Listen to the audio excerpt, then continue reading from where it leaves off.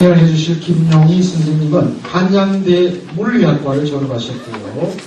한양대 대학원에서 석사, 동양철학으로 석사학위를 받으셨습니다. 그리고 고려대학교에서 한국철학으로 박사학위를 취득하셨고요. 고려대 민족문화연구원 이치케 연구교수, 동학학회 총무이사, 그리고 천도교 한울연대 사무총장을 역임하셨고요. 현재 한국종교인평화회의 대화위원, 경계너머 아하의 이사, 생명학 연구의 총무로 활동하고 있으며 한양대에도 지금 출강을 하고 계십니다. 천도교 한울연대 공동대표로 현재 재직 중이십니다. 저서로는 우리 학문로서의 동학, 최재우의 철학 등이고요. 제가 선생님을 앞으로 모시겠습니다. 여러분 큰 박수로 환영해 주시기 바랍니다.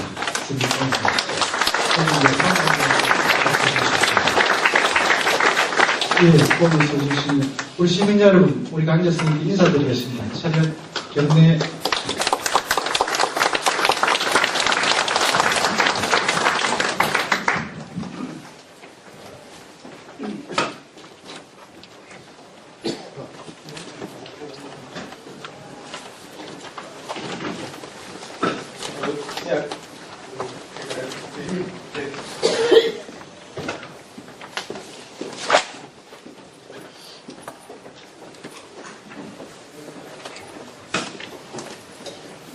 네, 반갑습니다. 소개 받은 김용희입니다. 오다 보니까 정말 가을 단풍이 이제 절정에 이르러가지고 정말로 예쁘게 노랗고 빨갛게 정말 물들었습니다. 우리가 이 가을 단풍을 참 좋아하지 않습니까? 오다 생각해보니까 그 이유가 우리 마음도 그처럼 예쁘게 물들고 싶어서 그런 게 아닌가 하는 생각을 하면서 왔습니다.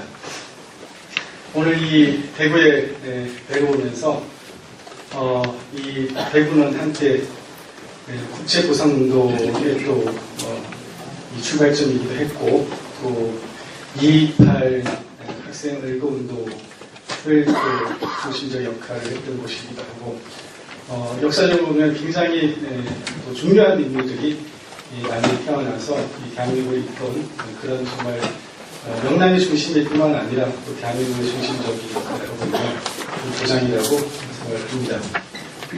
이런 귀한 또 오교철학회가 35년 동안 이어져왔다고 하는 이야기 들었습니다. 이런 귀한 자리에 모셔주셔서 너무 감사드립니다. 이 대구는 이제 여러 훌륭하신 분들이 많이 또 태어나서 자라고 성장한 곳이기도 하지만 이 동학으로 봐도 굉장히 중요한 곳입니다. 이 수은 최재우 선생께서 여기 대구 관덕정에서 여기서 이제 참여를 당하셨거든요. 어떻게 보면 이제 순도시입니다. 그때 대구 감령이 여기 있었기 때문에 여기서 이제 문초를 받으시고 감옥에 같이 계시다가 3월 10일 날, 1864년 3월 10일 날 여기서 이제 좌도 난정의 죄로 목이 잘려가지고 참여이 되시죠. 그 목이 이렇게 걸리고 그런 순환을 당하셨는데요. 이 수은쌤의 이 참 생애를 보면 어떤 면에서는 이 예수님하고도 굉장히 좀 비슷한 측면이 있어요. 이 고난의 역사도 비슷하고요. 이 도를 깨닫고 나서 3년 정도 도를 펴시고 이 박해에 대해서 이렇게 참여되시는 그 과정을 보면은 굉장히 유사점이 있습니다. 그래서 예전에 이제 도울 김영우 선생님이 이 수은 최재우로 한번 영화를 만들겠다고 이제 시나리오까지 아마 작업하다가 좀 진행이 안 된 것 같은데 이 대구는 바로 수은 선생님의 참여지이면서 또 순도지로서 정말로 큰 역사적 의미가 있는 곳입니다. 지금 동학이 아직은 세계에 크게 안 알려져서 지금은 이 대구시에서조차도 동학을 이 대구의 어떤 정신문화의 그런 어떤 중요한 문화 콘텐츠로 아직 잘 활용을 못하고 있는 것 같아요. 굉장히 안타깝습니다. 인근의 경주만 해도 지금 동학을 가지고 그동안 경주는 이제 신라 천년 고도라고 하는 또 화랑도 정신 그런 이제 콘텐츠로 이렇게 몇십 년 동안 이제 해오다가 그걸 이제 한계가 느껴졌나 봐요. 그래서 최근에 들어서 동학을 중심으로 이제 경주에서 동학이 발상된 거잖아요. 그래서 경주에서 발상된 그 동학을 지금 활용하기 위해서 굉장히 많은 작업들을 하고 있다고 들었습니다. 대구도 비록 여기서 참여는 됐지만은 그 의미를 되살려서 이 대구가 수훈 선생의 그 목을 쳤다면은 다시 여기서 수훈 선생을 살려내는 부활시켜서 복근시켜가지고 이 유교의 고장으로 이제 그칠 게 아니라 정말로 새로운 시대의 사상으로서 이 동학의 어떤 사상적인 또 이 동학이 가지고 있는 그런 어떤 정신문화적 유산 그것이 문화 콘텐츠나 관광 자원으로 활용될 수 있다면 이 대구가 더 이 정신 문화의 그런 어떤 보장이 되지 않을까 그런 생각을 합니다. 제 소개를 이제 간단히 그냥 잘 모르시는 분도 있고 해서 좀 전에 사회자분께서 말씀을 드렸지만은 조금만 제 소개를 하자면은 저는 이제 고려대학에서 이제 한국철학 중에서 이제 박사를 동학을 했습니다. 동학으로 철학 박사 하는 경우가 제가 이제 두 번째였습니다. 두 번째고 거의 어떤 면에서 이제 첫 번째라고 보시는데요. 그렇게 하고 저는 이제 주로 대학에서 동양철학하고 한국철학사를 이제 강의를 지금 한 15년째 배우고 있습니다.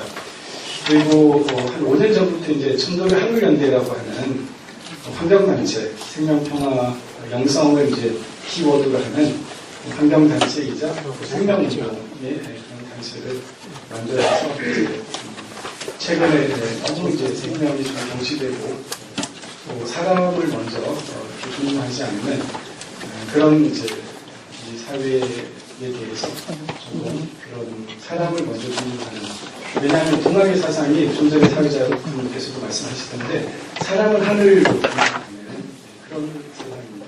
사람이 하늘이다. 이게 어떻게 보면 동학의 가장 핵심표라고 볼 수 있거든요. 예전에는 이제 신분적인 차별, 또 여성 차별 이런 게 더 심했지만 오늘날에는 신분 차별은 없지만 이제 그 차별이 다양한 방식으로 나타나고 있습니다. 그래서 일체의 차별 없이 모든 사람이 정말로 하늘처럼 하늘같이 존중하는 그런 세상을 열고자 하는 게 동학이기 때문에 그런 차원에서 이제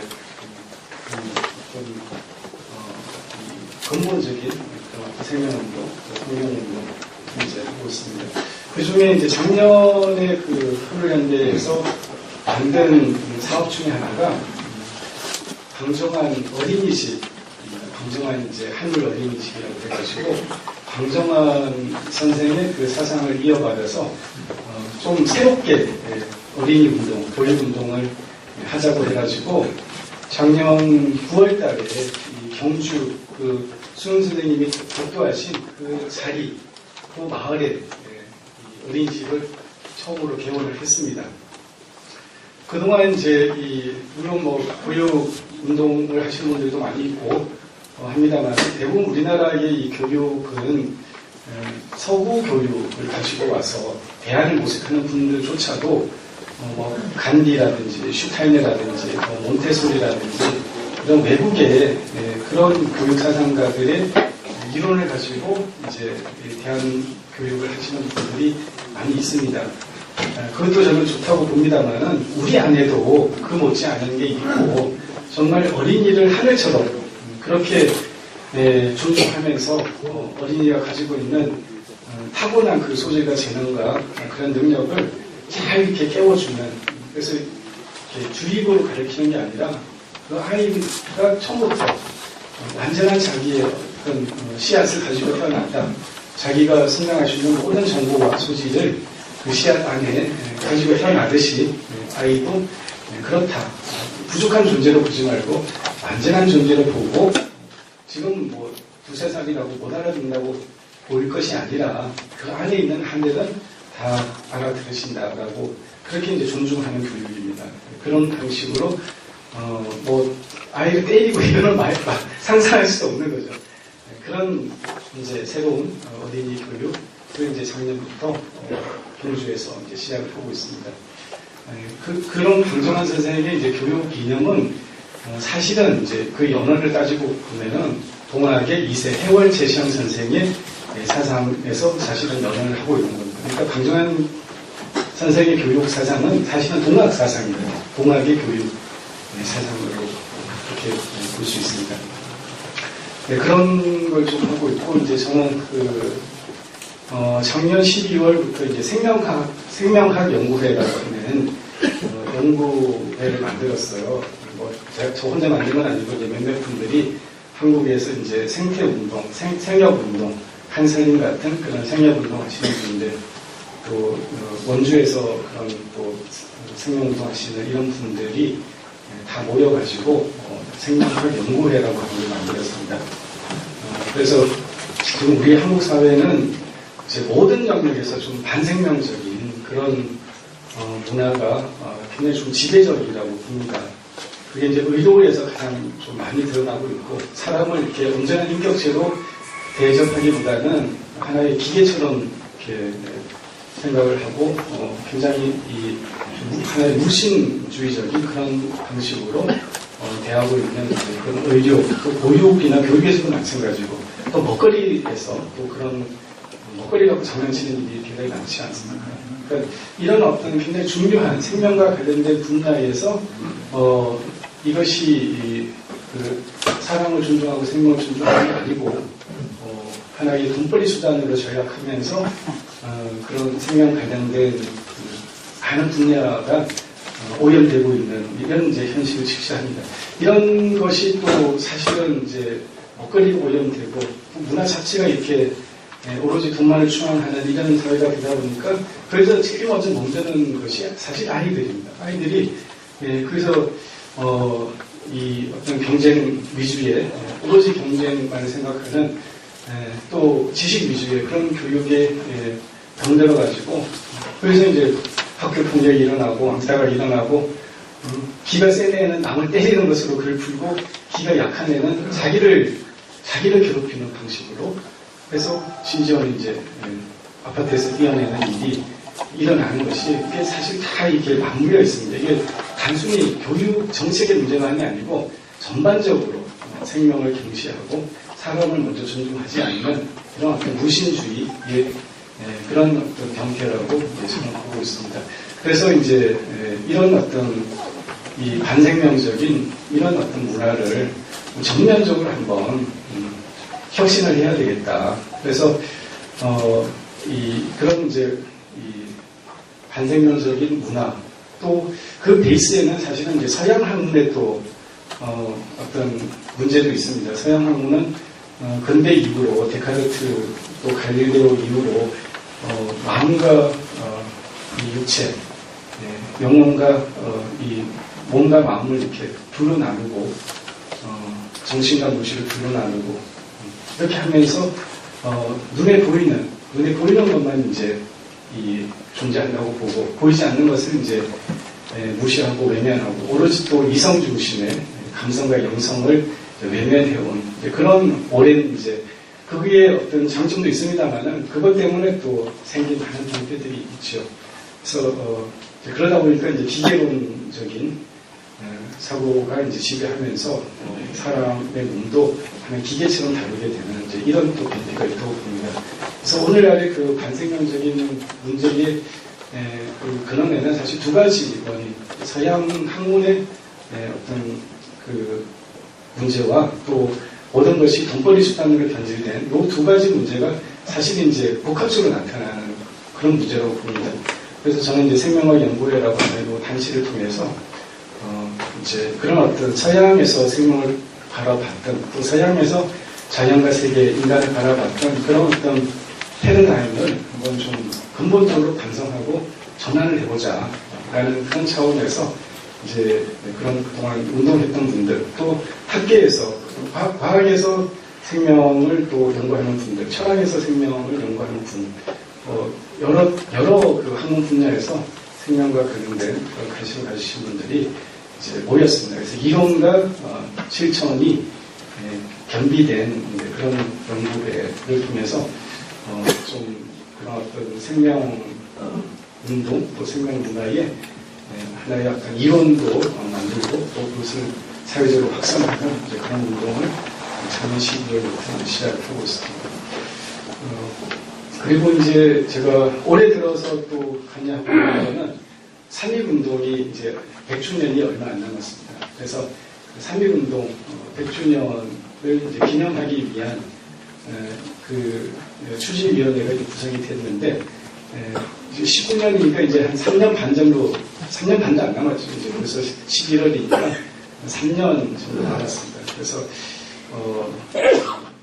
19년을 어떻게 기념할까라고 해서 이제 여러 종단, 그 당시는 3개 종단이 참여했습니다만은 지금은 이 원불교와 또 그 카톨릭까지, 그때는 참여 안 했지만 또 카톨릭까지 참여해서 지금 5개 종단의 아주 중진급 학자분들과 또 지도자들이 참여해가지고 이 3.1운동을 건국적인 그런 어떤 그때는 독립이 문제였다면 이 시대는 이제 좀 전에 말씀드린 그런 생명 그리고 이제 분단의 어떤 극복 그리고 이제 평화 원래 이 3.1운동이 위대한 이유 중에 하나는 이게 단순히 그 일제의 독립만을 위한 그런 운동이 아니라 그 3.1 독립선언서 전문을 읽어보시면 잘 아시겠습니다만은 굉장히 큰 이야기를 하고 있습니다.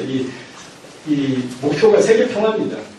그리고 더 나아가서 새로운 시대의 문명, 도의의 문명을 열어내겠다라고 하는 굉장히 큰 포부를 가지고 단지 문화의 독립이 아니라 이 한국이 이 세계의 어떤 도의의 문명을 열어내는 그런 어떤 중심적 역할을 이제 정말 이렇게 청명하는 그런 어떤 위대한 선언서라고 저는 생각을 합니다. 그래서 그런 어떤 3.1운동이 실제로 이제 이후에 중국의 오사운동이라든지 인도의 또 그 간디의 그 비폭력 운동 또 전 세계 그 제3세계 약소국의 그런 어떤 독립운동에 엄청난 영감을 주고 영향을 미쳤죠. 그래서 그런 이제 이 3.1운동의 정신을 또 그것이 우리의 또 건국 정신으로 헌법에 또 그 명시되어 있기도 하죠. 이런 어떤 이 3.1운동의 정신을 오늘날에 어떻게 우리가 되살려서 지금 한국의 수많은 어떤 남남 갈등, 또 뭐 이념적 갈등, 지역 갈등, 세대 갈등 이런 것들을 어떻게 잘 종합하고 또 잘 이렇게 치유하고 하나로 만들면서 분단을 극복하고 통일로 나아갈 것인가. 더 나아가서는 동아시아 3국이 또 평화체제를 구축하면서 동아시아 평화공동체, 더 나아가서 유라시아 평화공동체에 이 대한민국의 중심적 역할을 할 것인가. 이런 것들을 가지고 이제 좀 최근에 고민을 하고, 지금 각 분야 전문가와 종단의 그런 중진급 학자들이 모여서 이제 그런 이야기를 하고 있습니다. 이 3.1이라고 하는 이게 굉장히 의미가 있는데요. 셋이 하나 된 거거든요. 이 3.1이라고 하는 게, 이 대종교에서 3.1 철학이라고, 이게 이제 우리 고조선부터 내려오는 가장 어떻게 보면 핵심적인 철학 중에 하나라고 이야기를 하고 있습니다. 상신구의 그 또 핵심 주제이기도 한데요. 3이 하나 되는, 실제로 3.1운동이 세 종교가 하나로 전혀 이렇게 서로 자기의 뭐 그 이익이나 이런 것들을 이제 다 내려놓고 정말로 합심하고 통합하고 연대해가지고 정말 건국적인 평화 혁명을 이렇게 된 거 아니겠습니까? 근데 이 그것이 이제 어떻게 보면 원어로부터 이어지는 회통의 정신이기도 하고 모든 갈등을 자기 이익을 내려놓고 정말로 더 큰 어떤 보편적 가치를 위해서 이렇게 연대하고 통합하는 그 정신을 어떻게 보면 이론적으로 보여준 게 아니라 최초로 실천으로 보여준 게 저는 3.1운동이다라고 그렇게 보고 있습니다. 그래서 이 3.1운동의 정신을 정말 오늘날에 잘 되살려서 단지 한번 기념식하고 마는 게 아니라 이 시대의 제2의 독립운동 또 평화운동으로 만들어 나가야 되겠다고 이제 하고 있습니다. 저는 이제 그런 지금 활동들을 하고 있는 사람이라는 말씀을 이제 먼저 드립니다.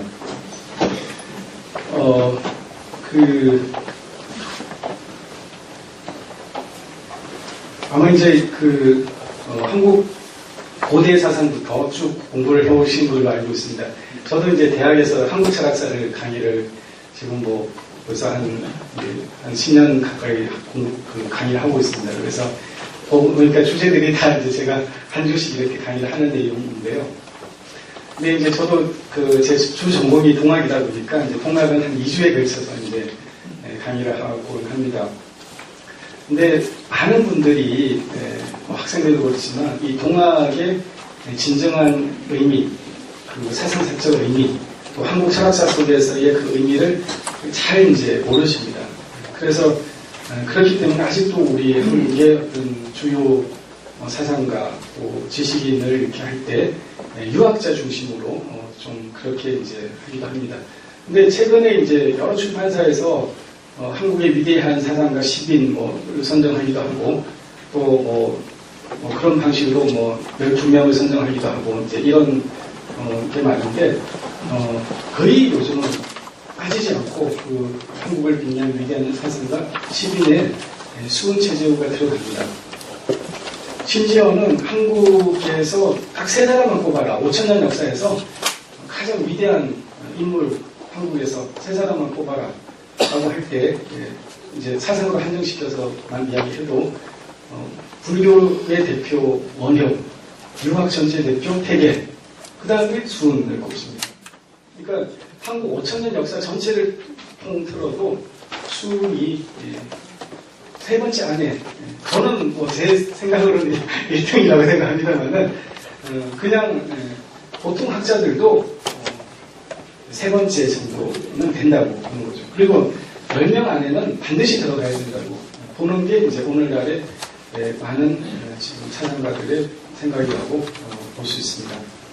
출판사는 가장 어떻게 보면은 대중의 그런 것들을 이제 생각해야 되는 거잖아요. 이 학계의 그것만 아니고 출판사에서 그렇게 선정했다는 건 이미 그런 것이 상당히 이제 대중적인 설득력이 있다라는 그런 이야기이기도 하겠죠.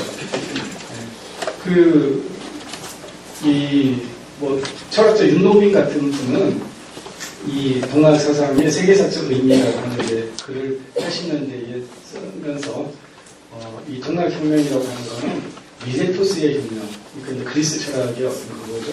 미레토스의 혁명보다도 더 위대하고 또 예루살렘의 혁명에 못지않은 그런 엄청난 세계사상가적 의미를 가지고 있다라고 이제 역사를 한 바가 있습니다.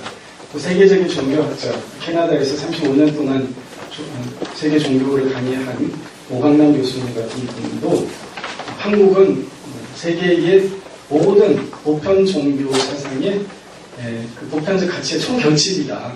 이렇게 또 동학의 의미를 높게 평가한 적이 있습니다. 김희선 교수 같은 분은 서강대에서 이제 종교학과 철학과를 졸업하시고 정례하시고 지금 김희선 교수는 한국 불교 분야의 학술원 회원이십니다. 각 분야별로 학술원 회원은 한 분인데요. 그분은 개신교인이고 또 그렇게 불교학자로서 이렇게 딱 전문성을 안 가지고 있는데도 불구하고 지금 현재로서는 불교 분야의 학술원 회원이 있어요. 그만큼 이제 개신교인이지만 불교에 대한 이해가 깊고 또 종교학 전반적인 그런 사실은 이제 세계적인 종교학자인데요.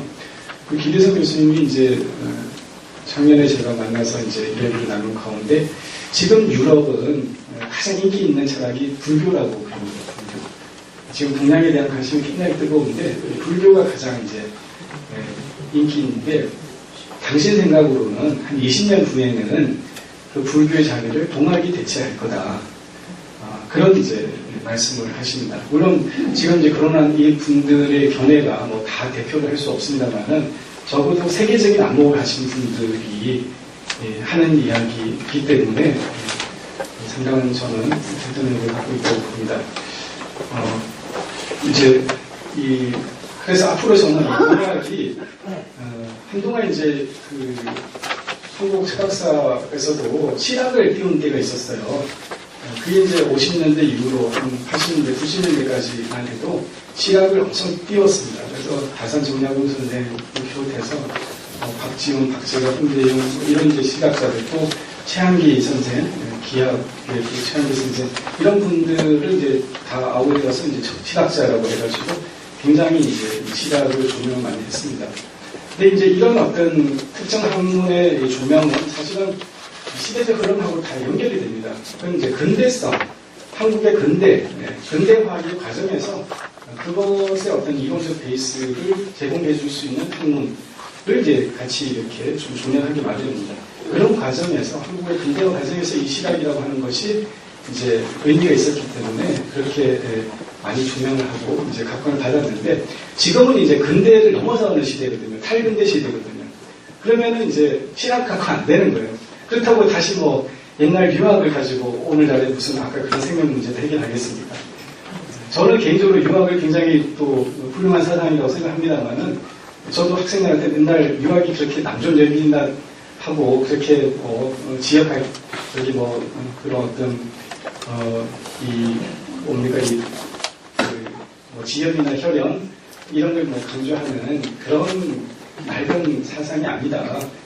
굉장히 위대한 세상을 돈이나 힘으로만 다스리지 않고 덕으로서 다스리고자 하는 또 거기에서 지도자의 이 도덕성이라고 하는 게 정치에서 가장 중요하다고 생각하는 그런 하나의 정치 철학이다.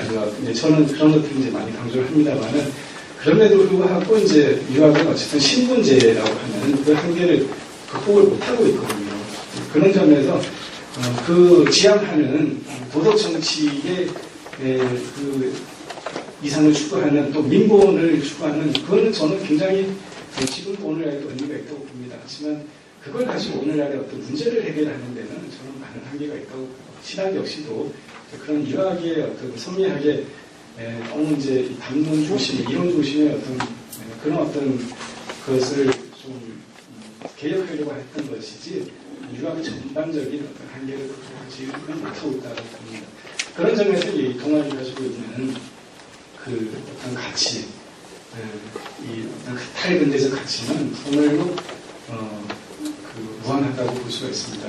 그래서 왜 생명운동 하시는 분들이, 환경운동 하는 분들이 왜 동학에 주목하느냐. 그것은 동학이 이미 그런 어떤 근대적인 성장 중심의 이런 또 인간 중심의 이런 사고를 이미 넘어서서 모든 존재가 하늘을 보신 정말로 신성한 존재다. 사람만이 신성한 존재가 아니라 모든 자연이 신성한 존재다. 심지어는 무기물, 우리가 무생물이라고 하는 그런 무기물조차도 그 안에는 의식이 내재되어 있고 생명이 내재되어 있는 걸 봐야 된다.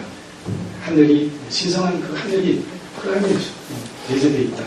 라는 이제 그런 관점에서, 그러니까 온 우주가 살아있고 지금 우리가 이 공간에 텅 비어 있다.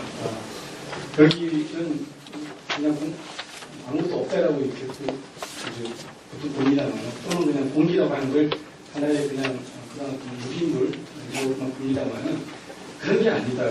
동학은 이 우주가 신성한 생명을 가르쳐 있고 그렇기 때문에 이 공간도 신성한 에너지로 가르쳐 있다고 보는 게 동학입니다. 그러니까 내 안에만 하늘이 있는 게 아니고 내 바깥의 이 하늘도 그냥 물리적인 세계가 아니고 물리적인 자연으로 이루어진 게 아니고 생명과 신성함으로 가르쳐 있는 그런 존재라고 봅니다. 그리고 또 내 안에도 그런 신성한 하늘이 내재되어 있다. 그것을 발견함으로써 우리는 자기 어떤 존재의 그런 날을 가능하고 또 일체의 사람을 비롯해서 모든 만물을 그런 하늘로 분명할 수 있는 마음이 생깁니다. 이게 사실 동학의 핵심적인 겁니다.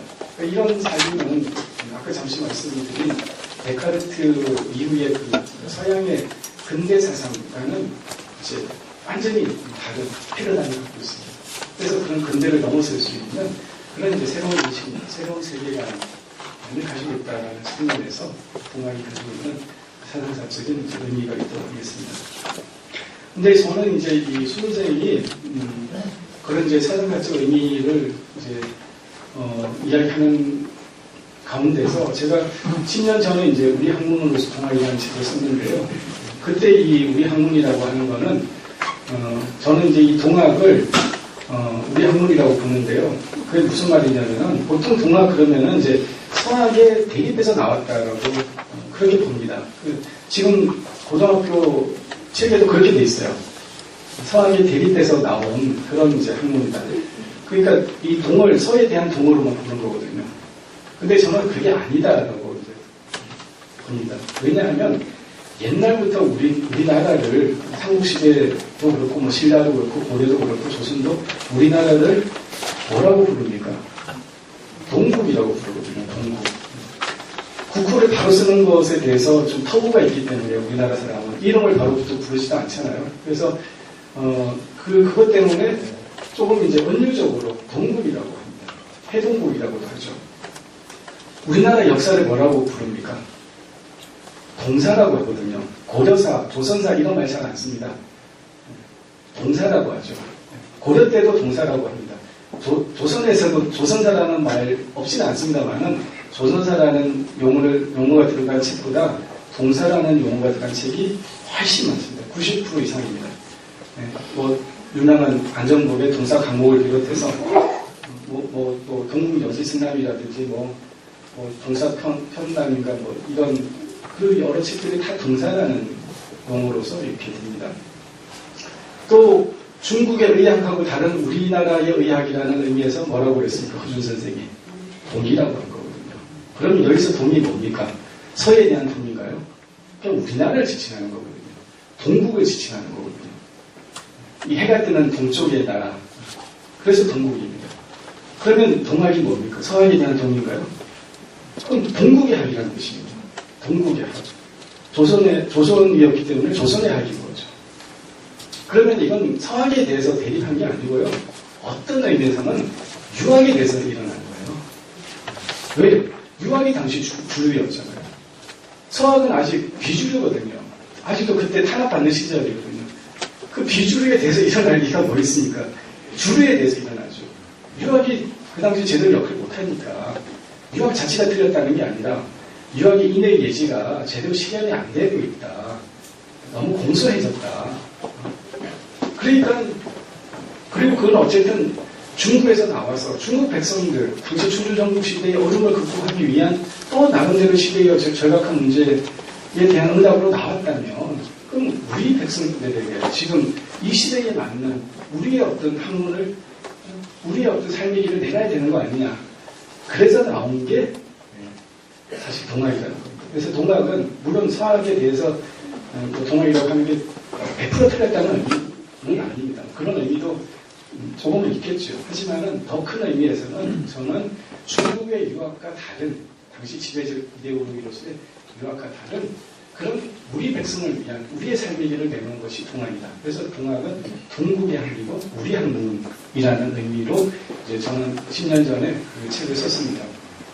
근데 이제 10년이 지나면서 제가 조금 뭐가 달라졌나, 동학에 대한 관점이 뭐가 좀 발전한 게 있나를 이제 최근에 한번 제가 검토를 해보니까, 예전에 조금 제가 놓치고 있었던 수은 선생이 논학문이라고 하는 글에서, 그러니까 수은 선생은 이제 그 동경개정이라고 하는 한문 경전하고 농담유사라고 하는 한글 가사체로 이 두 가지의 버전으로 글을 쓰셨어요. 그러니까 그 당시 1860년이면 그렇게 뭐 한글 가사가 많이 나올 때는 아닙니다. 그리고 양반들이 이렇게 한글 가사 많이 안 쓰거든요. 그런데 수은 선생님은 의도적으로 한문으로도 경전을 쓰고 한글로도 그 경전을 써주었다는 거예요. 이 자체가 당신이 그 여성과 또 일반 그 서민들 한문을 읽을 수 없는 또 뭐 그런 어린 아이들 위한 이런 이제 사실 관심을 가졌다는 이야기를 한 거죠. 그만큼 동학이 가지고 있는 어떤 서민에 대한 그런 게 이제 엿보이는 건데. 근데 그 동양대전의 두 번째 장이 논학문이라고 하는 글이 있습니다. 그 논학문이 뭐라고 되어 있냐면 이제 제자하고 문답을 비슷하는데요. 제자가 이제 이 묻는 그 답변에 도인즉 천도이나 학인즉 동학이다. 도는 천도이나 학인즉 동학이다. 이렇게 이야기합니다. 서학하고 뭐가 다릅니까? 도는 하나의 도고 운도 하나이나 이치가 다르다. 이렇게 이야기합니다. 성악은 이제 천주교거든요. 천주교하고 뭐가 다르냐니까 도로 보면 같다고 이야기해요. 이거는 유학자였다면 나올 수 없는 이야기예요. 왜냐하면 유학에서는 이제 같은 성리학인 명명학조차도 주장학하고 좀 다르다고 이단으로 이렇게 하는 그런 건데, 그리고 불교와 이런 다른 뭐 사상을 같은 도라고 이야기할 수가 없는 거예요. 그런데 선생은 도로 보면 같은 거예요. 우주의 진리가 둘일 수 없다는 거죠. 우주의 진리는 하나이고, 또 운도, 되어지는 어떤 운도, 어떤 이 역사의 어떤 성세는 그건 같은 거다. 하지만은 그 가는 길이 조금 다르다. 이렇게 보면서 그 길이라고 하는 거는 내가 서 있는 지점에서 시작하는 거죠. 지리산처럼 보면 올라간다고 할 때 남원에 전라도에 있는 사람은 제일 빠른 길이 저쪽 그 남원 쪽에서 올라가는 거고, 진주 쪽에 있는 사람은 그 어디입니까? 그쪽으로 해서 이제 올라가는 게 제일 빠른 거죠. 그럼 그 자기 위치에서 유일한 길이 있는 게 아니고 자기의 위치와 자기의 역사적 배경과 자기의 그런 어떤 특수성에 고려해서 올라가야 되는 거예요. 그러면 질이라고 하는 거는 두 가지가 있어야 된다고 이야기합니다. 보편성과 구체성입니다. 보편성이라고 하는 거는 그 보편적 가치를 담고 있어야 되는 거죠. 그런데 그것만 갖고는 진리가 구현이 안 됩니다. 그것은 구체성을 가지고 있어야 되고, 그 구체성이라고 하는 것은 그 당대에, 그 시대에 지금 고난을 받고 있는 그 백성들을 위한 어떤 구체적인 해답을 내놔야 됩니다.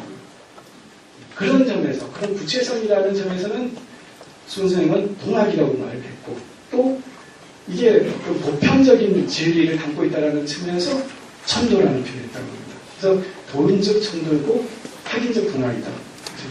이렇게 말씀하셨는데, 다시 한번 다시 저는 이 천도의 의미를 최근에 와서 조금 이제 곱씹게 됐어요. 동학의 의미는 제가 그런 동학만이 가지고 있는 어떤 좀 조선백성을 위한 그런 의학과 다른 새로운 응답을 내려고 했던, 그걸 제가 이제 늘 강조를 했거든요. 강조를 했는데, 작년을 계기로 조금 이제 제가 동양철학 강의를 계속하는데요. 뭐가 조금 이제 제가 한 15년 동양철학 강의를 하다 보니까 조금 들어오는 게, 뭐가 들어오냐면은, 고대 그 동아시아의 성인들이 추구한 게 다른 게 아니라 도와 덕을 추구했구나 하는 것이 딱 이제 눈에 띄었습니다. 그리고 지금은 우리가 육아와 도가를 완전히 다른 사상 비율로 보잖아요. 완전히 다른 그런 학파로 보는데요. 과연 공자 시대에 공자와 노자가 그렇게 학파 구분이 뚜렷했을까? 공자가 자기는 한 육아의 종착이야 이런 생각을 가졌으며, 노자가 다른 도가의 뭐 어떤 지금 뭐 종주야 뭐 이런 의식을 과연 가졌을까? 그렇지 않았을 가능성이 좀 많다고 봅니다. 실제로 육가라고 하는 말이, 육가와 도가, 법가, 묵가 이렇게 해서 육가가 있거든요.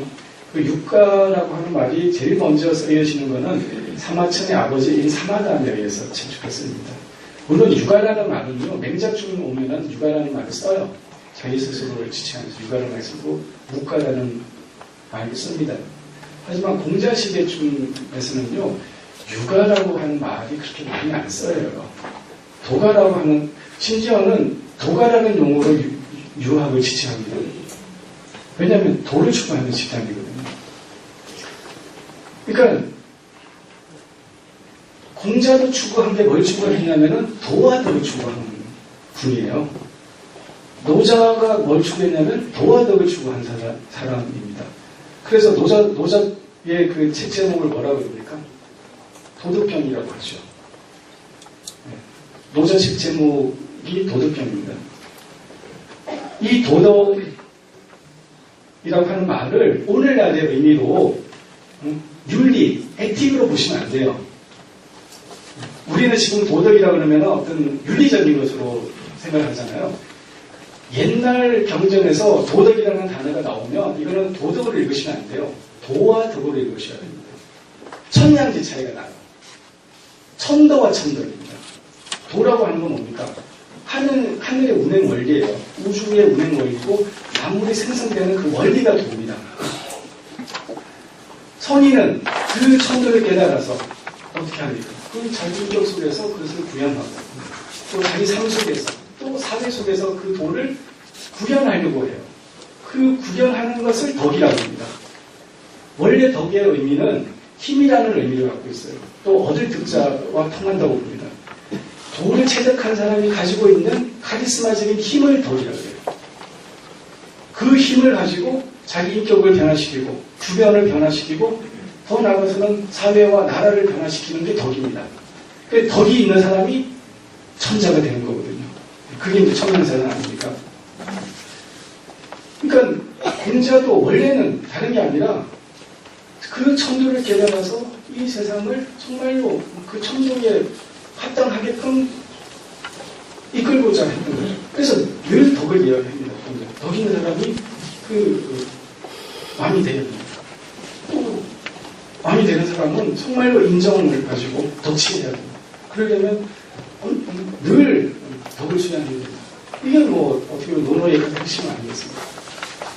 다만 공자가 노자와 다른 지점은 뭐냐면 공자는 이 도가 이미 구현됐다고 봐요. 뭐에 의해서? 주례라고 하는 제도에 의해서. 예라고 하는 제도에 의해서 구현이 됐다고 보는 겁니다. 주공이 이미 22세기에 주례라고 하는 정치, 경제, 사회, 교육, 문화, 군사를 다 통괄하는 제도 시스템을 만든 거거든요. 그게 예입니다. 예라고 하는 거는 개인의 윤리를 의미하는 게 아니에요. 원래 중국의 예라고 하는 거. 다 그동안 공부하셔서 잘 아시겠지만은 정치, 경제, 사회 전반적인 시스템입니다. 그게 문무전장제도라고 합니다.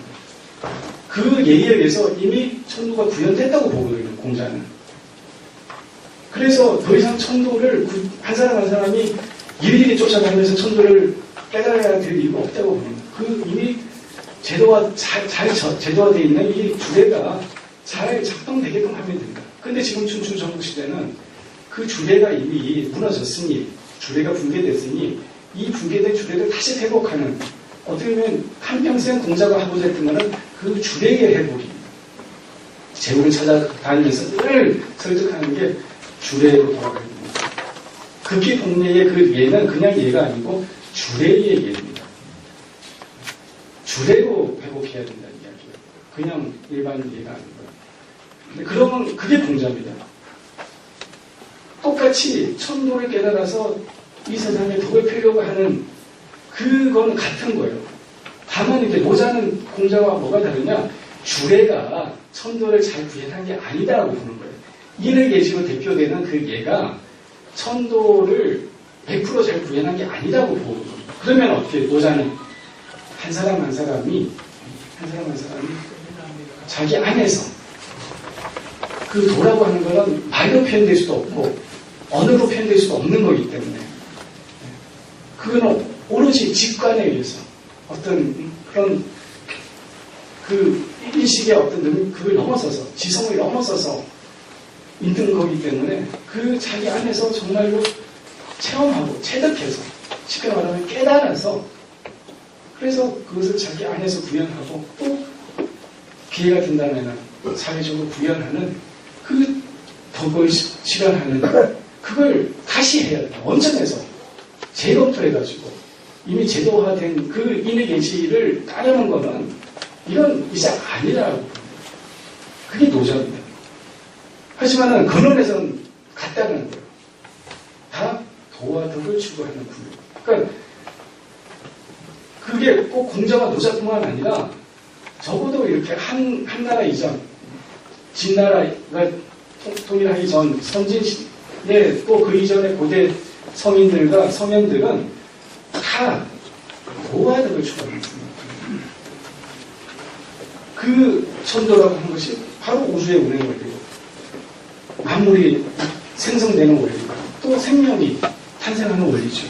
그 중에 또 인간이 태어나는 거. 그것이 우주의 원리인데 이 원리대로 우리가 사는 것이 가장 인간의 본성에 부합하는 것이고 그것이 가장 또 그 원리대로 산다면 가장 좋은 사회를 만들 수 있는 게 아니냐. 이런 것이 고대 서민들이 고민했다는 거예요. 근데 이게 사실 꼭 동양에만 한정되는 게 아니에요.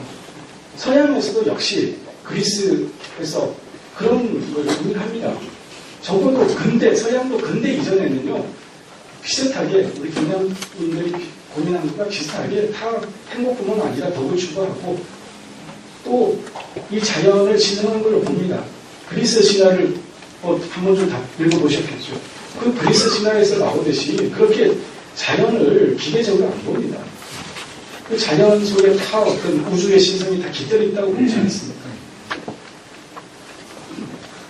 그런 것처럼 동서를 막론하고 옛날의 서민들은 또 서명들은 현자들은 그 대자연의 도를 깨달아서 그것을 자기 인격과 사회 속에서 구현하는 것이 그게 어떻게 보면 모든 지식과 지혜의 출발점이었다고 볼 수 있습니다. 그런데 이제 이게 학자들에 의해서 이제 한나라 이후로 이제 육아라는 그런 어떤 카테고리로 묶이게 되고 도가라고 하는 묵가라고 하는 이렇게 제자 백가의 여러 이제 벽이 생겨버려요. 그러면서 서로 자기가 옳다고 이제 주장하면서 다투게 됩니다. 그런 이야기는 이제 장자에 또 많이 비유적으로 나오지 않습니까? 사실 장자라고 하는 사람도 도가를 대표하는 사람이 아니에요. 노자를 개선하는 사람이 아니에요. 여러 그 학파가 막 서로 자기가 옳다 그러고 남의 학파 틀렸다고 막 비방하면서 하니까 니네들 장님이 쿠키를 만지고 있다. 그 비판하는 거예요. 비판하면서 대도의 전체상을 봐야 됩니다. 그게 어떻게 보면 장자의 핵심입니다. 일국지사라고 하거든요. 그런 도의 모퉁이밖에 못 보고 서로 자기만 옳다라고 하는 사람은 일국지사, 한 모퉁이, 한 기퉁이밖에 못 이런 일국지사를 넘어서서 도의 전체상을 봐야 된다는 게 사실 장자입니다. 그러니까 노자나 장자는 한 도가라고 하는 카테고리에 묶일 수 있는 사람이 아니에요. 또 어떻게 보면 공자도 육아라고 하는 카테고리에만 묶이지는 않습니다. 이렇게 좀 넓게 봐야 돼요. 사실 실학도 마찬가지예요. 실학이 아시는 분은 다 아시겠지만 다산 정자분 선생한테 만약에 갈 수 있다면은 선생님 실학자 읽혔어요 하면은 깜짝 놀랄 거예요. 뭐 실학자가 무슨 말이에요? 라고 했거든요. 왜냐? 스스로 당신은 실학이란 말도 없었고 실학자라고 스스로를 정체성이 없죠. 당신이 실학자라는 정체성이 없어요. 성리학자죠. 유학자예요. 성리학자라는 말도 잘 안 씁니다. 그냥 유학의 도를 하는 분이죠. 그냥 유학을 하는 도로서 하는 분들입니다. 그게 성리죠. 유도를 하는 겁니다. 유도를 하고 유학을 하고 진리 탐구를 하는 거지 무슨 성리학을 하고 이게 다 나중에 나온 사상사를 쓰면서 분류를 해야 되잖아요. 그런데 분류를 하려니까 이제 명칭을 만들어야 되는 거죠. 대대를 붙여야 되는 거죠. 그래서 이제 17세기와 다른 18세기에 정말 몇몇 안 됩니다. 이 실학자는 전체에 따지면. 하지만 이 사람들이 이전 세기와는 다른 이야기를 하니까 그 사람들을 어쨌든 의미 있게 뭔가 규정을 해줘야 되죠. 그래서 사상사 분류 방법론으로 나오는 게 신학이라는 겁니다. 그런 분들의 물론 제가 실학을 폄하하는 이야기가 아니고 그 실학자들 한 분 한 분의 그 사상은 굉장히 당시에 놀라운 어떤 혁신적인 그런 삶을 담고 있습니다. 하지만은 당신 스스로가 실학자라는 정체성이 없었다는 그 이야기입니다. 그러니까 마찬가지로 지금 우리가 유관이 도관이 하는 것도 그럴 수 있다는 거예요. 이야기를 너무 제가 길게 할 건 없고 그런 천도가 이제 이후로 학으로 전락하게 됩니다. 이제 그렇게 육가가 분류가 되고 하면서 그리고 이제 성리학이 오면서 신유학이 오면서 이제 신유학은 지금 뭐 성리학 공부도 또 부족분이 따로 있는데 성리학은 정말 대단한 학문입니다. 정말 엄청난 그 사상사 측기를 갖고 있는데 그럼에도 불구하고 이게 어떤 체계화라고 하는 거는요 어떤 디테일을 갖게 된다라고 하는 것은 항상 또 난점이 있습니다. 뭐냐면 표현될 수 없는 천도를 언어화한 거잖아요. 근데 그렇게 언어화하면은 반드시 어떻게 보면 그 골대의 진리가 이게 구현이 안 되고 어떻게 보면 그 진짜 어떤 실질은 빠지게 될 수도 있어요. 그리고 이미 이게 한국으로 잘 구현됐다라고 주자는 그것을 정말 천도를 알아서 아마 그걸 서서일 겁니다. 하지만은 그렇게 이제 그 후대의 학자들은 제자들은 이제 주자가 써놓은 그 책만 읽는 거거든요. 달을 가르쳤는데 주자는 달을 알고 달을 가르쳤는데 제자들은 뭘 봅니까? 손가락만 보는 거죠. 써여지는 글만 본다는 거예요. 무슨 말씀인지 아시겠죠? 그러니까 이후의 성리학자들이 또 특히 한국에 이제 이 주자학만 이렇게 답변했던 분들이 다른 건 아니겠습니다. 정말로 뭘 유학이 이야기하고자 했던 건가를 잊어버리고 정말 그 도를 깨달아서 이 덕을 펴려고 했던 건데 그걸 그냥 원래 그 어떤 근본 지혜를 잃어버리고 써여진 글, 성리대전, 주자대전, 주자의료 그걸 그냥 하늘처럼 바꾸면서 그 사서집주 그냥 사서집주만 달달 그냥 주자가 그 사서에 대해서 주변에 한 거 그게 달달 배워갖고 그게 가르치는 메타 교재로 저기 이제 나오니까 그만 그냥 달달 배워 그러니까 이제 도를 잃어버리고 하루만 전락해버리는 이렇게 된 역사가 어쩌면 우리 조선 500년을 이제 내려왔다고 볼 수 있습니다. 그래서 수은 선생이 동경대전 포동문에서 뭐라고 이야기하고 있냐면 내가 공부를 해보니 살펴보니 옛 서민들이 병천명 순천리한 줄을 알겠고 옛날 서민들이 정말 천명을 공경하고 천리를 순원한 줄을 알겠는데 근데 이후에 그 경천 순천 했던 그 정말 천도가 끊긴 지 오래구나 라고 단식을 합니다. 근래에 오면서 더더군다나 모든 사람들이 각자 되시면서 각자 자기밖에 모르는 이기심에 빠져가지고 더 이상 천도를 살피지 않고 천명을 돌아보지 않는다 라고 한탄을 합니다. 그러면서 내가 깨달은 것이 바로 천도여 무곡대도고 그것을 편 것이 학으로 편 것이 동학이다 이렇게 말씀하시는 거거든요. 그럼 뭡니까 이거는 당신은 그냥 동학이라고 하는 종교를 만들었다는 게 아니에요. 고대 성인이 정말로 우주의 운행 원리와 그 만물의 생성 원리를 깨달아서 자기 인격과 자기 삶과 자기 삶의 속에서 구현하려고 했던 그 천도의 시경, 천도의 구현. 하지만 그것이 학으로 이제 전락하면서 그냥 학자들이 그냥 체계가 빠져있는 그 세상을 한탄하면서 체계, 글에 도가 있는 게 아니다. 글자에 진리가 있는 게 아니다. 그래서 만건시서 무엇하며 심학이라고 하였으니 열세자는 그보다 충분하다. 라고 이야기를 했습니다. 글자를 알아야지 군자가 되고 성인이 되는 게 아니다. 현인이 되는 게 아니다. 그렇게 하면서 유학이 어떤 엘리트주의를 깨부수는 거예요. 이게 정말 서민의 종교, 서민의 학문, 또 우리 학문을 만드는 게 그게 동학이거든요. 그렇게 본다면 동학은 우리 학문과 동시에 그 고대 성인들과 현인들이 추구했던 그 천도의 현대적 회복입니다. 천도의 현대적 복원입니다. 저는 이것이 좀 강조해야 된다.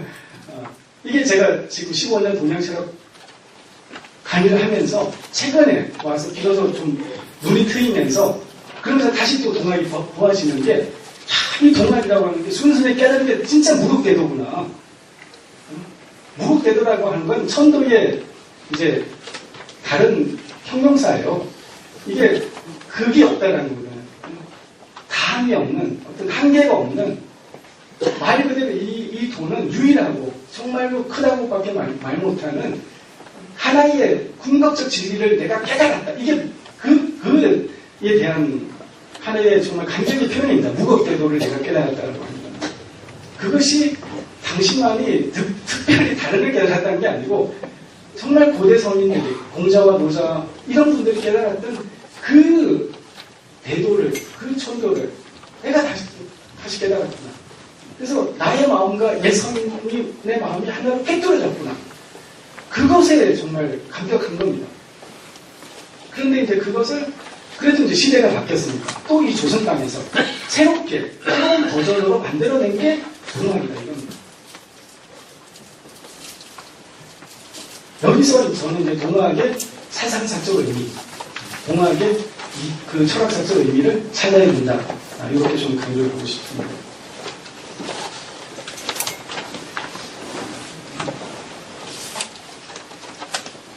그 다음에 이제 보통 동학의 사상을 이제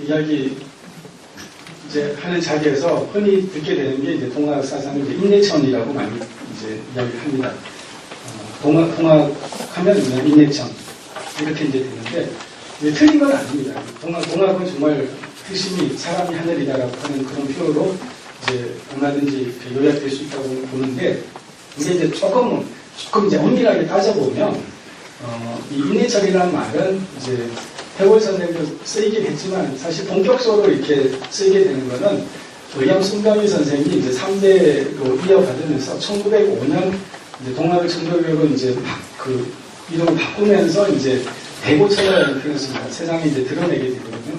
그랬을 때 이제 천도교의 종지를 인내천이라고 이렇게 하면서 이제 인내천이 공식적으로 이 동학 천도교의 어떤 대표적인 종지로 이렇게 자리매김이 되는 겁니다. 근데 그 이전에는 뭐냐? 그 이전에 수은 선생이 내 깨달음을, 그 천도의 깨달음을 정말 어떤 이제 하나의 어떤 철학적 명제를 이렇게 만든 게 뭐냐? 할 때 그거는 인내천이 아니라 시천주라고 합니다. 모실시자. 자기 세부를 가는 뜻인데요. 지금까지 얘가 이제 통도 이야기했습니다.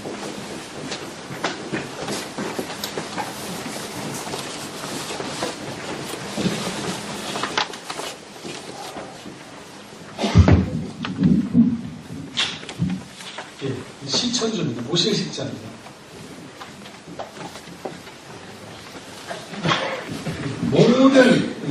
모든 사람들이 또 전하에서는 모든 존재가 하늘을 모시고 있다는 겁니다. 근데 이제 여기서 하나 주의할 것은 이 천주가 서학에서 말하는 천주랑은 용어는 같은데 그 맥락은 달라요.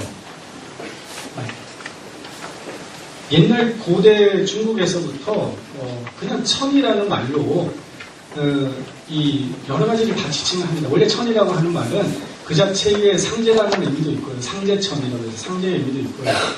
그 다음에 운명의 의미로 씁니다. 운명천이라고 합니다. 그 다음에 또 그냥 자연천, 그냥 우리가 그냥 공중에 있는 그 자연천이다.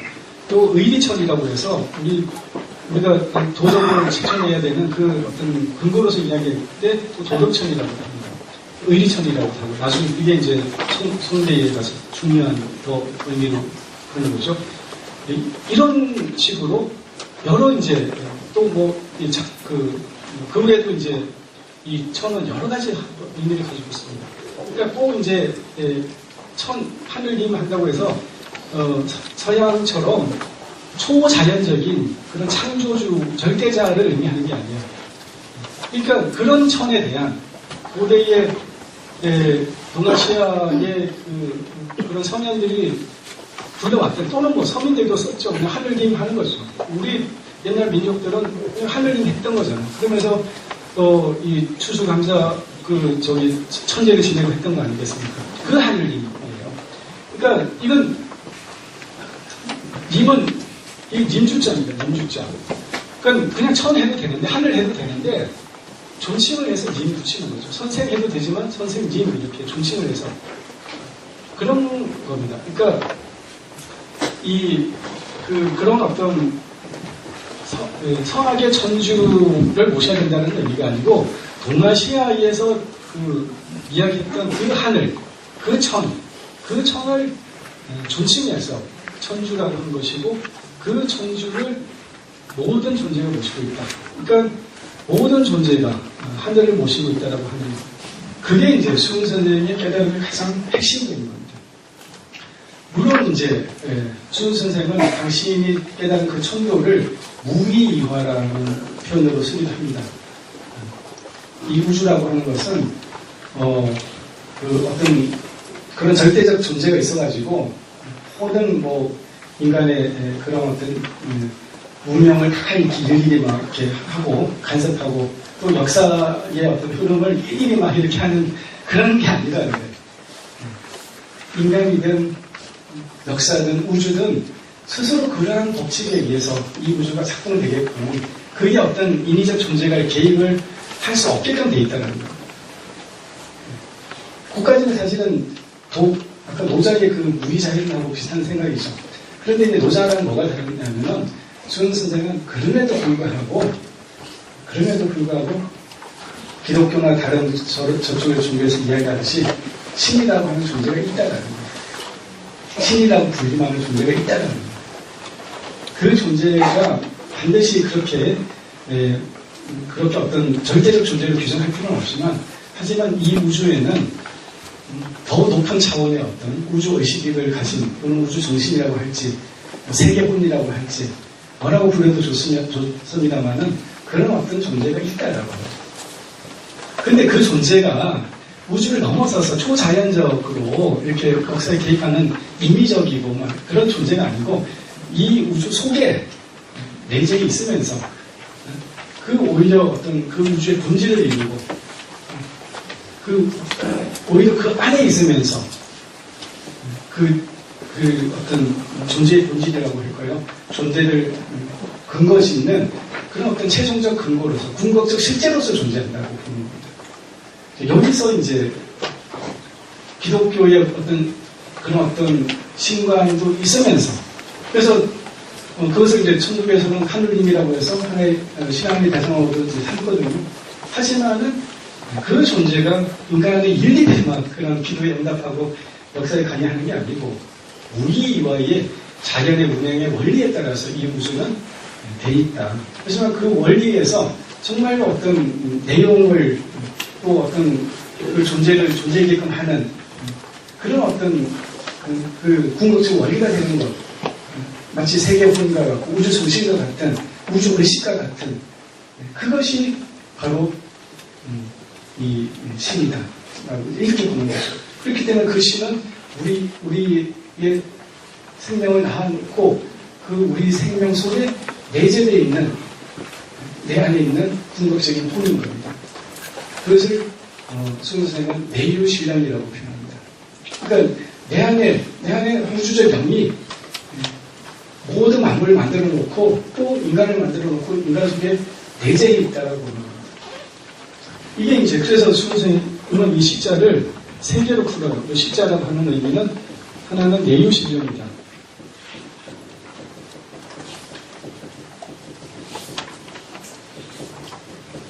하나는 내유기와 마지막으로 각질입니다.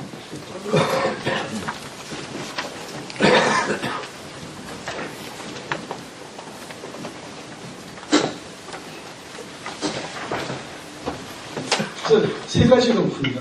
내 안에 거룩한 그 영을 모시고 있다. 내 안에 신령한 그 아까 우주 영 같은 우주 정신, 우주 의식 같은 그런 어떤 영을 모시고 있다. 바깥으로 전체 우주와 전체 우주의 어떤 생명의 네트워크와 연결되어 있다. 그래서 내 안에 하늘이 있고 내 밖에도 하늘이 있다는 거죠. 아주 좀 간단히 말하면 내 안에도 하늘이 있고 내 바깥에도 이게 그냥 물리적 자연이 아니라 이 우주 전체가 생명과 신성한 어떤 에너지로 연결되어 있다. 라고 하는 것, 이것이 우리의 존재의 비밀이고 존재의 실상이라고 하는 이것을 한 사람 한 사람이 깨달아서 알아서 거기서 그런 생명의 세상에서 이탈되지 않아야 된다. 이탈되지 않는 그런 실천을 해야 된다. 이 생명의 원리를 이 존재의 세상을 알고 그게 부합하는 그런 실천을 해야 된다. 이게 십자의 의미로 이야기하는 겁니다. 이 앞에는 인간을 비롯한 존재가 어떤 방식으로 존재하는가를 이야기하는 거고요. 이것은 실천을 이야기합니다. 이것을 알아서, 이게 생명의 실상이니까 이걸 알아서 우리의 삶이 여기서 어긋나지 않게끔 해야 된다. 근데 이제 지금은 아까 말했듯이 인간의 몸을 그냥 기계로 보고 그런 생명과 무생물로 나눠가지고 그냥 흙이나 이런 돌멩이는 그런 무생물이라고 해서 그냥 함부로 그냥 이렇게 해도 되는 것처럼 이런 건 이제 안 된다는 거죠. 그래서 이런 이제 시천주의 사상은 모든 존재와 모든 생명을 정말 존중하는 그런 사상으로 이제 이어지게 되고 그렇기 때문에 무슨 뭐 양반이라고 상놈이라고 남자라고 여자라고 차별하는 거 있을 수가 없는 거예요. 그래서 순생이 이걸 깨닫고 나서 제일 먼저 한 일이 뭐냐면 여종들을 해방시켜서 한 사람은 며느리로 삼고 한 사람은 그 수양딸로 삼아요. 수양딸로 삼는 건 쉬운데 며느리로 삼는 건 여간 쉬운 게 아니거든요. 오늘날에도 아무나 며느리로 본다고 되니까. 근데 그 종을 며느리로 삼아요. 이런 이제 모든 사람들이 기청가, 계급가 그런 것 관계없이 다 하늘을 모신 거룩한 존재다. 이게 이제 나중에 평등사상으로 또 통합혁명으로 이제 이어지는 거죠. 이것이 이제 통합의 가장 핵심적인 사상이라고 말씀드릴 수 있습니다. 그래서 통합의 영성은 한마디로 말하면 모심의 영성입니다. 모심. 그걸 이제 좀 명사로 이렇게 해가지고 모심의 영성이라고 할 수 있습니다. 그런데 이제 이 동학은 이런 어떤 이런 존재의 생명에 대한 자각으로 끝나는 게 아니라 철저하게 애초부터 탄생부터가 실천적입니다.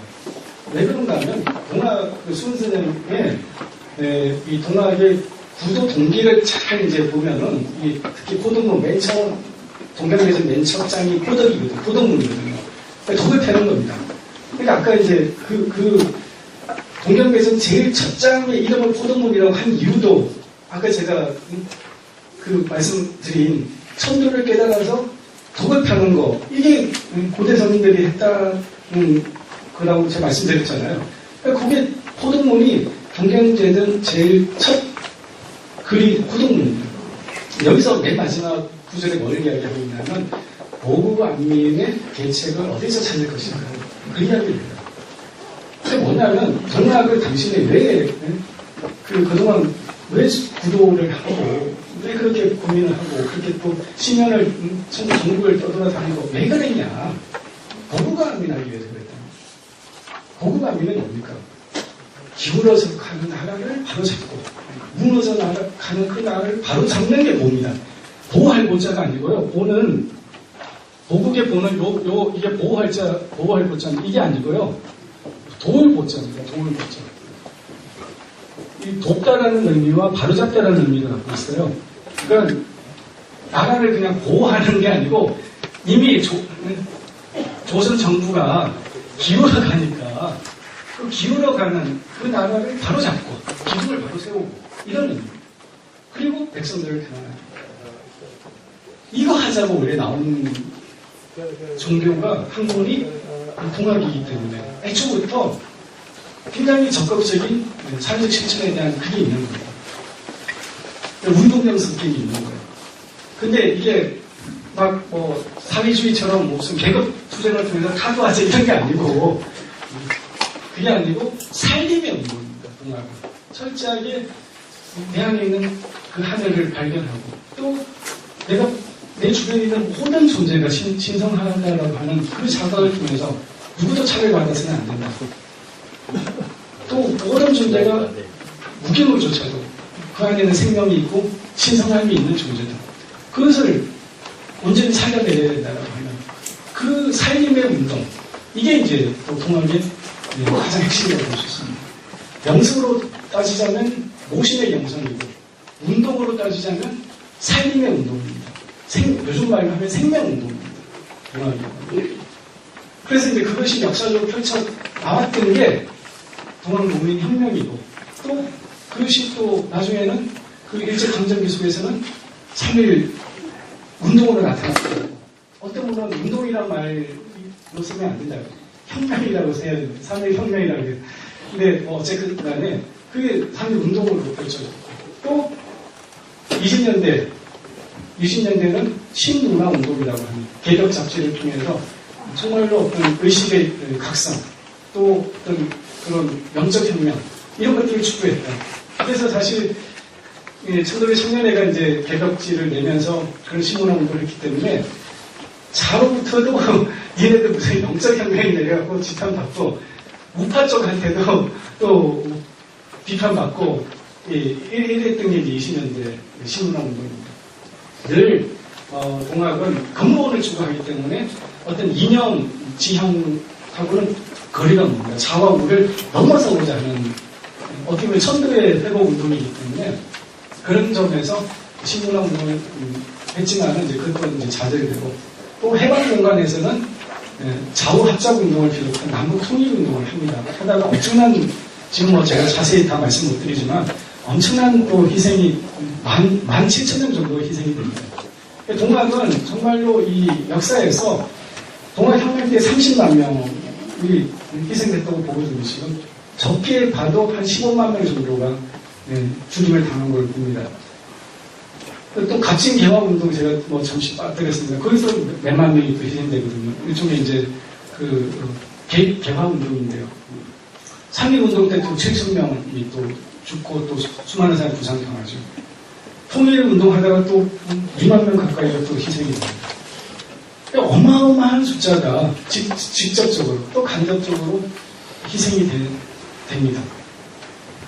그래서 이 어떻게 보면 한국 현대사에서 동학과 이 천도교는 참 동학 천도를 빼고 한국 근현대사를 이야기할 수 없듯이, 또 한국은 이 동학 천도교에 정말 많은 빚을 지고 있다고 볼 수 있습니다.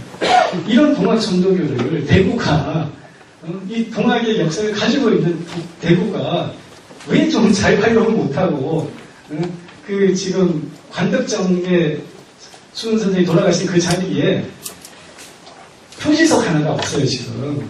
그게 지금, 가톨릭 성당에 서 있습니다. 물론, 가톨릭 신자들도 그게 원래 처형지거든요. 조선시 처형지니까, 감량 앞이니까. 많은 분들이 거기 처형됐죠. 그래서 천주교 신자들도 처형됐지만, 또 수은 선생도 여기에서 처형됐단 말이에요. 그럼, 같이 여기 수은 선생 표지석을 하나 세우는 게 마땅하지 않습니까? 근데 그게 아직도 잘 안 돼요. 이 동학이 힘이 없다 보니까. 그래서 참, 이 엄청난 동학을 지금 너무나 많은 분들이 모르고 있다. 이렇게 생각이 듭니다. 이제 좀 마무리를 하겠습니다.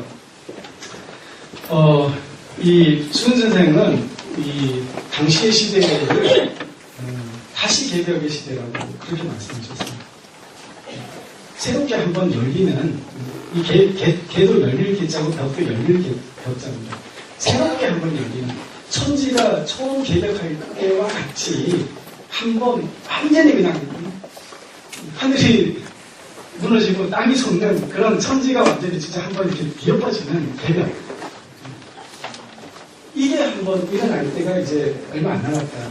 그러니까 요즘식으로 말하면 대전환의 시기라고 본 겁니다.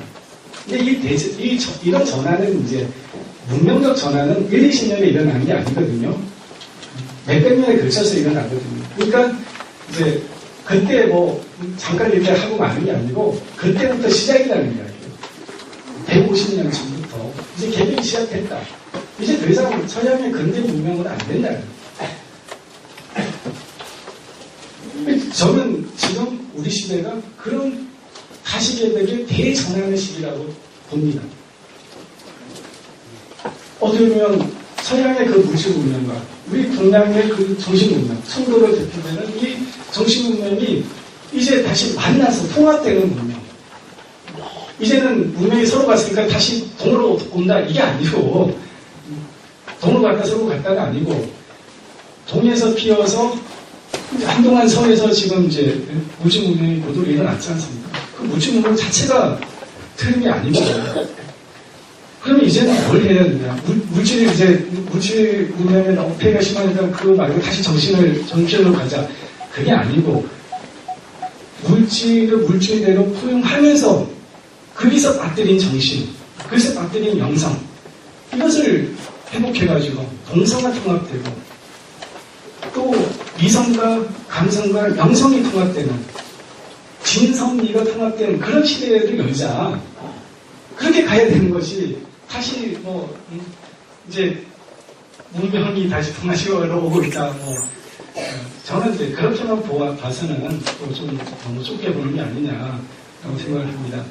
이 다시 개혁의 대전환이 저는 반드시 오고 있다고 봅니다. 지금 우리 시대가 또 지금 한국 사회가 많은 문제가 있지 않습니까? 그래서 모든 안 좋은 것도 1등이고 좋은 것도 다 1등을 하고 있는데 이 참 엄청난 그런 어떤 자살률에 비롯해서 이런 참 안타까운 일들은 많습니다만은 그럼에도 불구하고 저는 대한민국의 희망이 있다. 대한민국에서 새로운 사상이 나올 수밖에 없다. 또 어쩌면 나왔대. 가장 혼동기에 새로운 사상이 나옵니다. 춘추 전국시대 가장 혼동기에 제자들과 다 나왔어요. 그리스의 가장 그 도시국가 간의 폴리스 간의 그 전쟁이 엄청난 수백 번, 수천 번의 전쟁 그 시대에 그리스 철학이 어떻게 보면 나온 겁니다. 지금 저는 이 시대에 정말 새로운 그런 어떤 동서의 문명을 통합할 수 있는 새로운 어떤 문명이 저는 너무너무 문제 많은 한국이기 때문에 한국에서 나올 수밖에 없다. 또 이미 19세기에 나왔다. 라고 저는 생각을 합니다. 이런 대전환의 시기에서 우리가 뭘 해야 될 것인가? 물론 그런 동서의 문명을 통합하는 이제 그런 어떤 학문적인 새로운 학문의 패러다임, 세계를 바라보고 또 존재를 바라보고 생명을 바라보는 그런 어떤 패러다임의 전환이 일어나게 된다고 봅니다. 그런데 또 어떤 제도적인 그런 어떤 변화, 정말로 모든 사람들이 기본적인 어떤 생존권이나 기본적 권리가 다 존중되는 그런 방식으로의 어떤 경제, 사회, 정치 이런 제도적 변화가 저는 일어나게 될 겁니다. 그런데 그 모든 것보다도 가장 중요한 게 뭐냐? 저는 그것이 한 사람 한 사람이 깨어나야 된다. 한 사람 한 사람 각각이 깨어나야 된다고 봅니다. 한 사람 한 사람이 이제 애벌레에서 나비로 전환되어야 된다고 봅니다. 애벌레일 때는 한 나무에서 그 나무의 그 잎사귀를 서로 갉아먹으면서 서로 잎사귀는 한 나무 안에서 잎사귀는 유한하잖아요. 그 유한한 잎사귀를 서로 경쟁하면서 막 자기가 더 많이 먹겠다고 그러다 보니 나무는 이제 말라가고 그런 애벌레의 단계가 지금까지 우리가 살아온 선천시대라면 이제 애벌레는 어느 정도 이제 성장을 하고 나서는 평생 애벌레로 머무는 게 아니라 변태를 하게 되죠. 그 사실 이제 이 전문용어로는 성충세포라고 그러죠. 성충세포. 그 세포가 이제 일정한 시기가 되면은 이제 변태를 하면서 어떻게 됩니까? 나비로 날아오르게 되죠. 그러면 이제 더 이상 나뭇잎을 갈가 먹으면서 서로 경쟁하지 않아도 되는 거예요. 이제 다른 것을 욕망하게 돼요.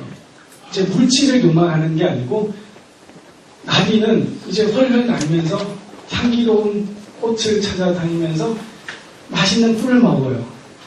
그리고 이 꽃과 꿀은 들판에 널려 있어요. 경쟁하지 않아도 되는 거예요. 이게 뭘 의미하냐면은 이제 한정된 재화 가지고 한정된 그 밥그릇 가지고 싸우는 그게 아니라 다른 것을 욕망함으로써 무한한 것, 영원한 것, 더 초월적인 것, 더 근원적인 것을 열망하게 되면서 쉽게 말하면 더 정신적인 것을 열망하게 되면서 우리는 나비로 거듭나는 존재가 됩니다. 그리고 그렇게 돼야지 비로소 우리가 더 이상 지금 근대 문명이 이룩한 이 수많은 폐해를 극복하면서 정말로 도의의 시대, 도의의 문명을 열 수 있는 그런 어떤 새로운 시대의 새로운 문명의 비전을 우리가 열어낼 수 있는 게 아니냐. 쉽게 말해서 우리 한 사람 한 사람이 이제 더 이상 작은 것에 자기만의 어떤 울타리친 그 속에서의 어떤 이익이라든지 그런 것들을 넘어서서 우리 모두가 하나라고 하는 내 안에 하늘의 신성함이 있고 모든 분들 속에서 그 하늘의 신성이 깃들어 있고 그럴 뿐만 아니라 내 주변의 일체의 사물과 모든 존재들이 다 신성한 존재라고 하는 그래서 더 나아가 둘이 아니고 나 혼자 잘 먹고 잘 사는 게 아니라 나누는 것이 베푸는 것이 서로 섬기는 것이 그것이 훨씬 더 좋은 사회고 그게 결국 나에게는 이로움으로 돌아온다라고 하는 그래서 나만 알고 우리 가족만 아는 그 좁은 마음에서 이제 그 마음이 넓어져서 대구만큼 넓어지고 한반도만큼 넓어지고 지구만큼 넓어지고 우주만큼 넓어질 때 이제 다른 것을 욕망하게 됩니다. 더 이상 잎을 갉아먹는 존재가 아니고 향기로운 꽃과 꿀을 찾아서 펄펄 날 수 있는 그런 나비로 여러분들 한 분 한 분이 거듭나시면서 정말로 새로운 문명의 기전 그리고 정말로 찬란한 대한민국을 우리 한번 만들어보자라는 말씀 드리면서 오늘 말씀 마치겠습니다. 감사합니다.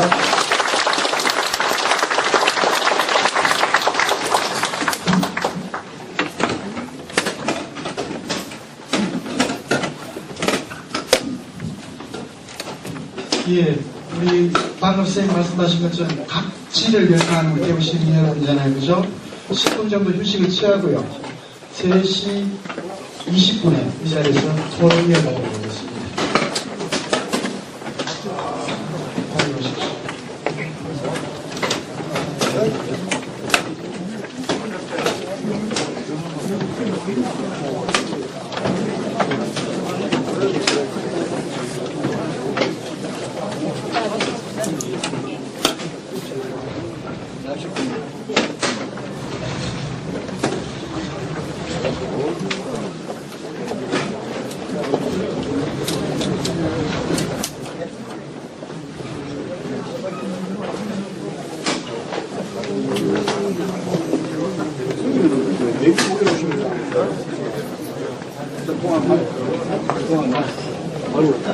여기 오는데 더